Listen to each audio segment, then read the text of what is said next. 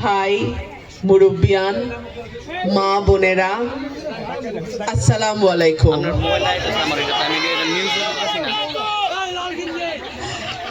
আপনাদের সাহস, আপনাদের ভালোবাসা, আপনাদের সমর্থন, আপনারা আমার পাশে ছিলেন বলেই আমি আজকে এত দূর আসতে পেরেছি। আপনারা আমার পাশে ছিলেন বলেই আমি শক্তভাবে বলতে পেরেছি, আমি রুমিন ফারহানা, আমার দল লাগে না। আপনারা পাশে ছিলেন বলেই আমি দীর্ঘ 15 বছর স্বৈরাচারের চোখে চোখ রেখে বলতে পেরেছিলাম, এই সংসদ অবৈধ সংসদ।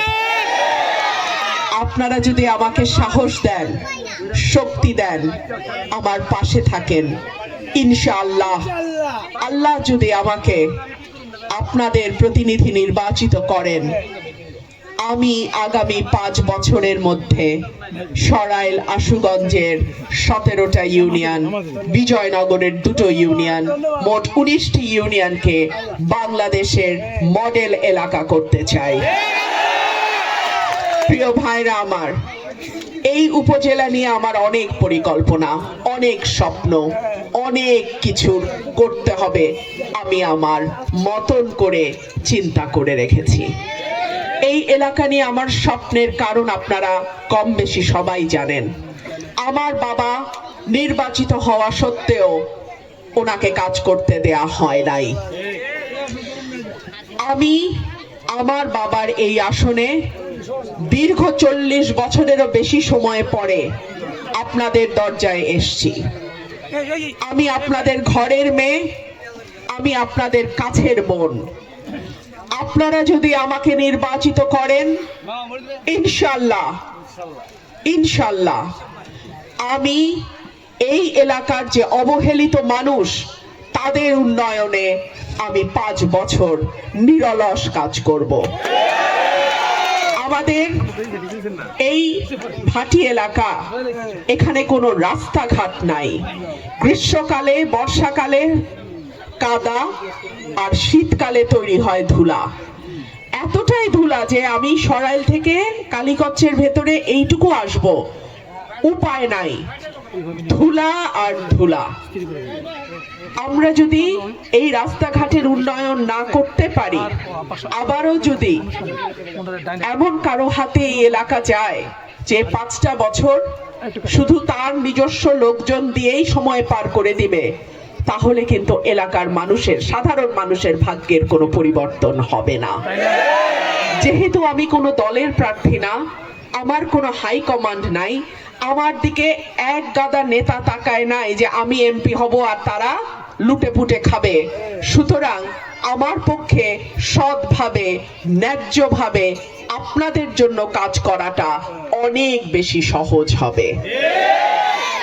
প্রিয় ভাইরা আমার, আমি আমার নির্বাচনের অনেক আগে আমি আপনাদেরকে একটা কথা বলেছিলাম, বিশেষ করে আমার মা বোনদেরকে আমি বলি, ব্রাহ্মণবাড়িয়ার গ্যাস পুরো বাংলাদেশে যায়। ব্রাহ্মণবাড়িয়ার গ্যাস দিয়ে পুরো বাংলাদেশের মিল, ফ্যাক্টরি, কারখানা চলে, বাড়িতে বাড়িতে চুলা জ্বলে, ঠিক কি ঠিক না? কিন্তু ব্রাহ্মণবাড়িয়ার মা বোনদের বাড়িতে গ্যাসের দেখা নাই। সকাল থেকে আমরা বসে থাকি, চুলা তো জ্বলে না। লাকড়ি আনো, জ্বালানি আনো, তারপরে চুলা জ্বলা, তারপরে রান্না বান্না।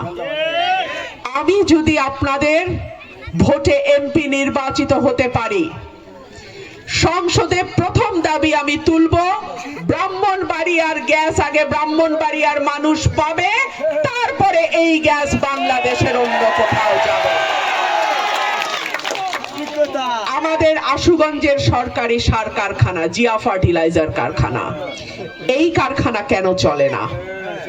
এই কারখানা কেন বন্ধ থাকে? কোন গোষ্ঠীর সুবিধা করার জন্য আমরা আমাদের কারখানা বন্ধ রাখি? সরকারকে তার জবাব দিতে হবে।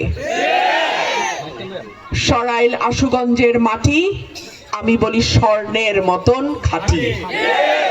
সরাইল আশুগঞ্জের মাটিতে স্বর্ণ ফলে। কেন বলি? তার কারণ বিদ্যুৎ কেন্দ্র বলেন, সার কারখানা বলেন, গ্যাসের খনি বলেন, ব্রাহ্মণবাড়িয়ার মাটি তাই। আশুগঞ্জে আমার কতগুলো মিল ফ্যাক্টরি আছে, কতগুলো চাল কল আছে, কতগুলো বড় বড় কারখানা আছে, আপনারা একবার চিন্তা করেন। সরাইলেও কিন্তু আমাদের যথেষ্ট জায়গা আছে। তাহলে আমি বলবো, সরাইলের মাটি আশুগঞ্জের মাটিতে কেন আপনারা বিনিয়োগ করবেন না? এখানে যখন